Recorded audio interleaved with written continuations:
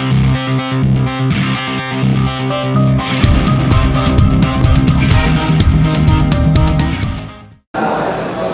sore, jumpa lagi dengan saya Eko Aditya dalam acara Halo Indonesia.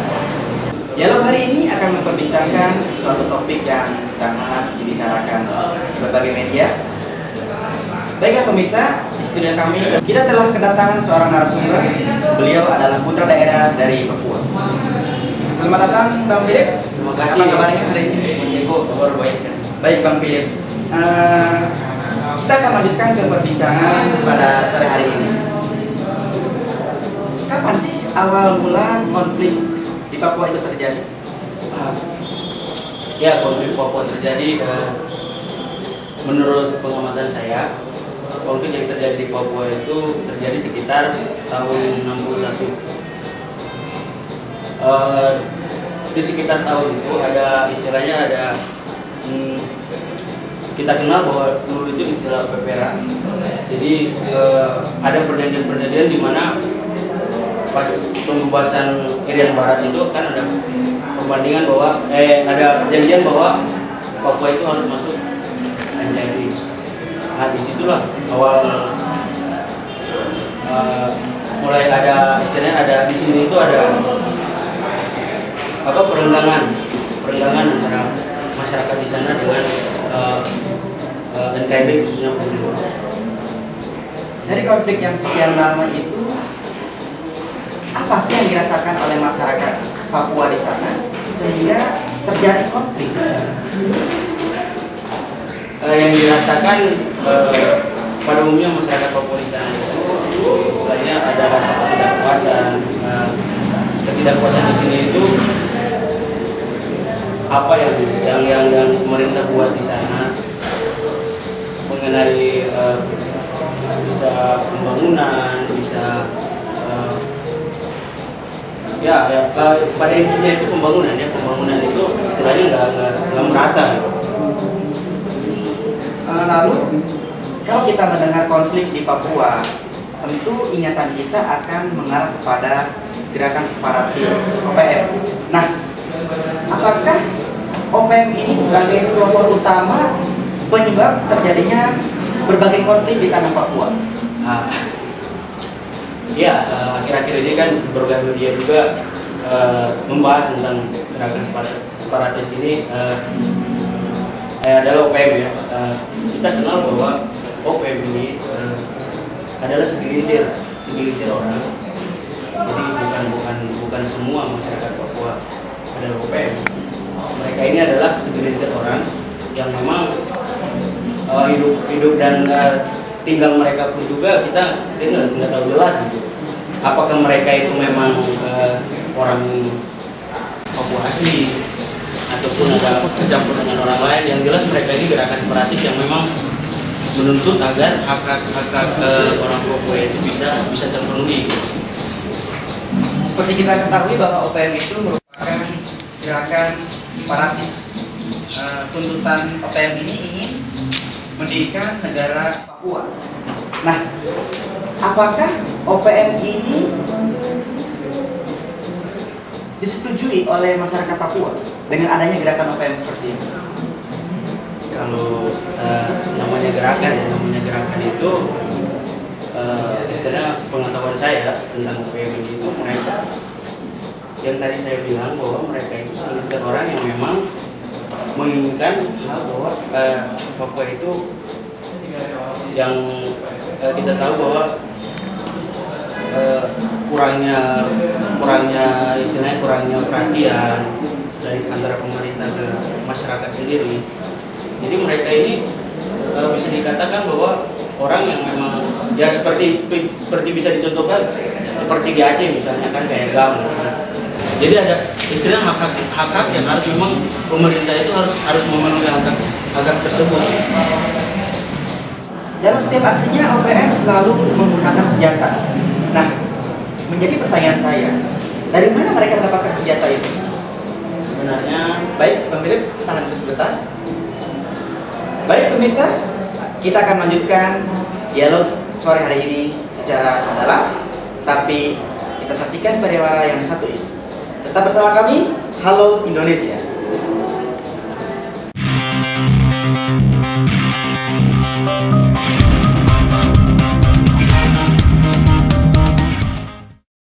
Saya mempersiapkan diri untuk konser ini. Saya ingin penampilan berkesan dan terbaik untuk fans saya. Terus berlatih tanpa kompromi.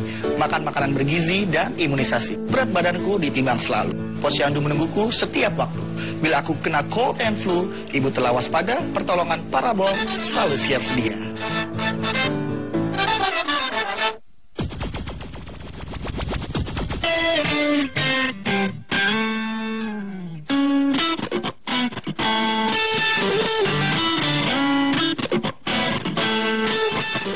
Jadi nggak akan ada yang menghalangi saya untuk datang ke Posyandu. Parabol cold and flu, pilihanku dan orang-orang di Posyandu. Begini cara makannya, diputar, didilat, terus dicelupin deh.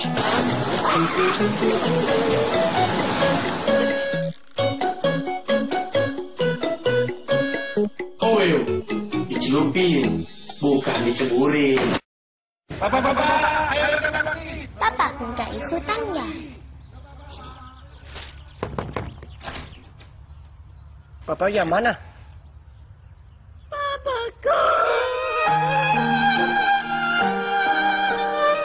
Sedang banget. Padahal ada mie sedekah. Papa hidup lagi. Soal rasa, lidah nggak bisa bohong. Mie sedap.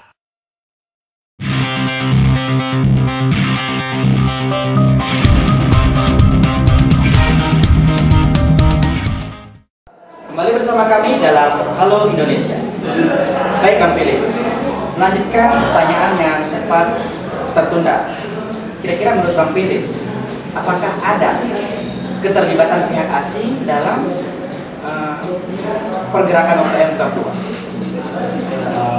Dalam pergerakan di Papua, sebenarnya kalau untuk senjata ya, tadi kan ini mengenai senjata, gimana sih OPM itu dapat senjata? Kalau untuk dalam konteks ini saya nggak terlalu tahu jelas, itu kan nggak terlalu tahu jelas bagaimana mereka bisa mendapat senjata. Yang jelas bisa saja ada orang yang istilahnya ada orang yang main di dalam permainan mereka gitu, maksudnya gerakan-gerakan mereka itu ada orang yang support, entah itu senjata, bahan makanan dan sebagainya. Baik, pertanyaan selanjutnya, mengapa sih masyarakat Papua merasa dalam tanda kutip dianaktirikan oleh pemerintah pusat? Apakah ada tuntutan-tuntutan mereka yang tidak terpenuhi mungkin atau bagaimana? Ya, kalau kita berbicara mengenai problem di sini tuh biasanya ya problem mengenai merasa ketidakpuasan dan sebagainya itu tuh bukan istilahnya memang dari kita yang kita bisa lihat juga memang gitu. Jadi istilahnya mereka merasa nggak puas itu di sini dari pemerataan pembangunan di sini sendiri ada istilahnya ada beberapa substansi yang memang harus benar-benar diperbarui gitu. Jadi dipenuhi oleh pemerintah gitu. Mungkin seperti itu. Bukankah pemerintah pusat sudah mencanangkan otonomi khusus untuk Papua? Apakah itu belum berhasil atau bagaimana? Kalau kita bicara soal otonomi khusus ya itu memang langkah yang memang pemerintah saat ini lakukan untuk istilahnya memenuhi tuntutan yang diberikan oleh masyarakat Papua. Namun yang kita tahu bahwa otsus itu tiap periodenya itu kan berbeda, dia istilahnya nggak merata. Misalkan satu periode 40 miliar misalnya ke daerah, dia periode berikut itu nggak 40 miliar. Dan yang bisa saya lihat di sini kalau soal otsus itu istilahnya mereka juga dengan program ini, pemerintah membuat program ini itu nggak istilahnya nggak maksimal dalam tanda kutip sebelum mereka membuat program ini seharusnya langkah-langkahnya itu bersosialisasi, istilahnya adakan pendekatan dulu ke masyarakat. Kira-kira masyarakat ini mau apa gitu. Mau mereka ini kita kepada pemerintah itu biar aspirasi dari mereka itu bisa istilahnya kita dari pemerintah juga bisa membuat program yang bisa berjalan dengan baik gitu. Jadi intinya perlu ada dialog antara pemerintah pusat dengan masyarakat Papua, mungkin seperti itu Bang Philip ya. Iya, itu yang jelas itu memang harus ada dialog. Ya, memang harus sering-sering berdialog antara pemerintah dengan masyarakat Papua sendiri sampai ke pelosok misalnya kan.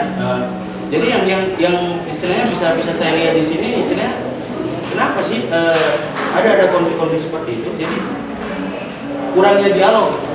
Jadi kurang adanya pemerintah itu mendekatkan diri kepada masyarakat. Jadi istilahnya di sini itu ada semacam kerenggangan komunikasi antar pemerintah dengan masyarakat. Akhirnya OCO sendiri bisa dikatakan gagal. Kalau menurut saya itu OCO sendiri bisa dikatakan gagal. Baik Bang Philip, pertanyaan terakhir saya, apa sih harapan Bang Philip untuk pemerintah pusat? Ya, harapan saya selaku putra di daerah sendiri Papua, harapan saya bahwa saya mengharapkan anak-anak Papua yang istilahnya yang sekolah di luar, yang studi di luar sini, bahkan pemerintah pun yang istilahnya putra asli itu tolonglah lebih memperhatikan kondisi Papua itu seperti apa, konflik di sana seperti apa gitu. Jadi istilahnya substansi tadi dari pemerataan penduduk, pendidikan, kesehatan dan lain-lain itu tolong dipenuhi gitu. Lebih sering berdialog kepada mereka biar mereka itu tidak merasa bahwa mereka itu ditinggalin sama istilahnya ditinggalin sama negara ini gitu. Jadi jangan sampai ada orang bilang Papua itu anak tiri. Jadi dari bangsa Indonesia ini Papua itu selaku anak tiri. Selain harapan, kira-kira pesan apa yang ingin Bang Philip sampaikan untuk masyarakat Papua dan pemerintah pusat? Pesan dari saya untuk pemerintah pusat, bahkan daerah, bahkan seluruh masyarakat Papua ya, misalnya jangan terlalu terprovokasi mengenai isu-isu yang memang membuat kita terpecah belah gitu, tentang separatis dan segala macam itu. Kita tetap waspada itu, kita tetap istilahnya semangat gitu ya dalam pembangunan dan sebagainya, pendidikan dan ini. Yang jelas Papua itu sebenarnya damai. Papua itu damai. Papua pemuda damai. Mungkin itu slogan dari Bang Philip ya. Baik Bang Philip, terima kasih telah datang ke Jakarta.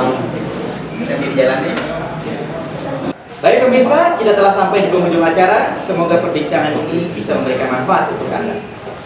Akhirnya saya Eko Aditya dan segenap kru Halo Indonesia undur diri. Sampai jumpa.